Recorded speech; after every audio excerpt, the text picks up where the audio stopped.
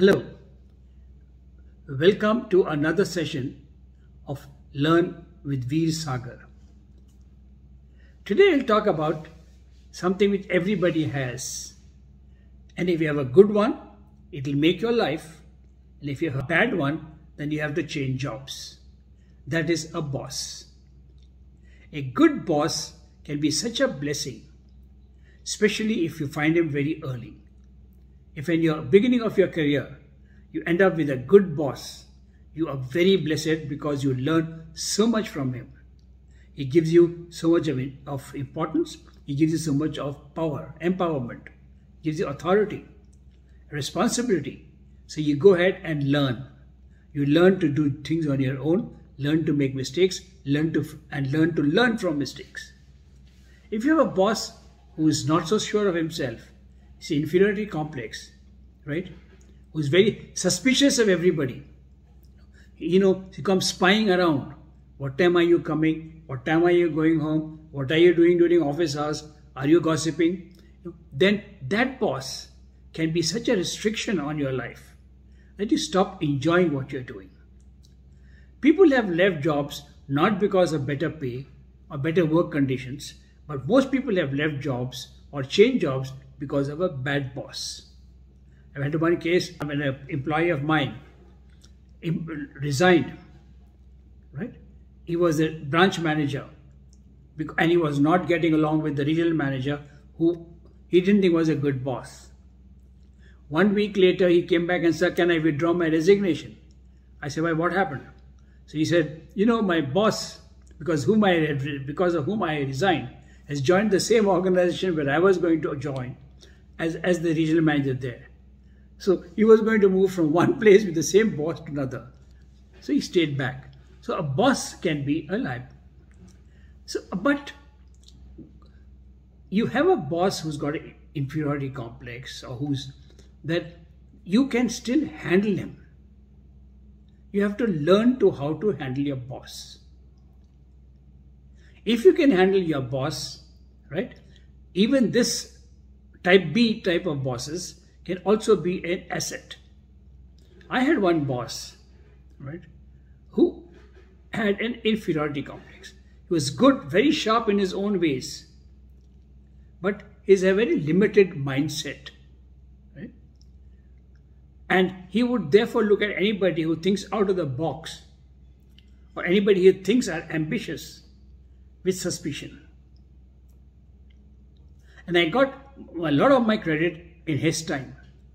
How?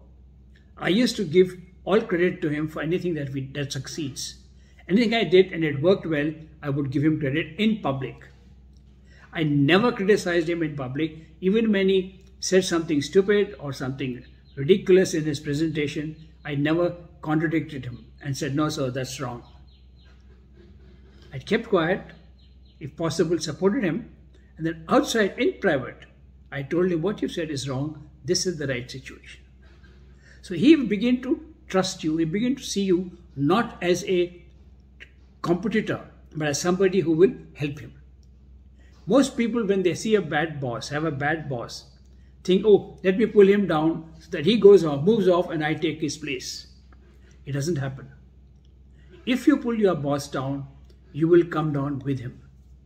Because the management would never put somebody, if he has moved your boss because of incompetence or poor performance, he is not going to replace him with somebody from his team who is starred, who's got the same reputation of being part of a losing team. So he'll take somebody else. Your best bet is to move your boss up and let him pull you up. I had another boss who was rigid for rules. He didn't want to go into details, right? And therefore, he would cut you short. And there were times when he had a lot of time, and if you went to him, you are in trouble because he asked you such detailed. He was a smart man. So detailed questions, or keep on asking irrelevant things and make you go back without a solution. But if he was in a hurry, then you would get away with anything. So one of the things I learned was to be in good terms with the boss's secretary. Find out the boss's mood, find out the boss's program, before you get in. If I know, like I had this one boss, but a very fixed retinue. He would come into office at 9 to 9:30, he would read newspapers. Every damn newspaper that got printed, he read from cover to cover.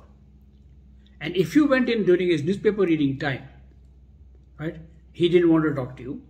But since you were senior, he could throw you out. He just take a minute and he'll agree to whatever you want to say, sign wherever you have to sign. Say, now go. If you went after he read the newspapers, with the same thing, you will come out with no agreement because he will cross-examine you, divert you, think of something else, and then ultimately go back and say, do your work again and come. Similarly, so I used to do that, go at the right time for him. Then I used to find out if he's traveling somewhere or if he has to go somewhere, then I'd go with something which I do not want a discussion on, but I just agree.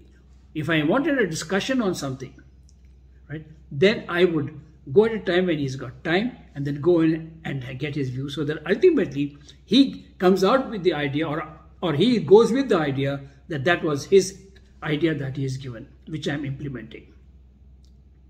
We had a situation where there's a thing called, it was the 100%ers club by a company, where if you meet your targets in 9 months, then you and your wife go for a holiday, or actually to a get together of all such people in the company all over the world in some very exotic place, which was technically for more education, but it was basically for holiday, with some education thrown in. When the boss joined the company, when he come from a public sector, he didn't think much about marketing anyway. So he said, what is this nonsense? What a waste of money. We are not going. We're not sending anybody there.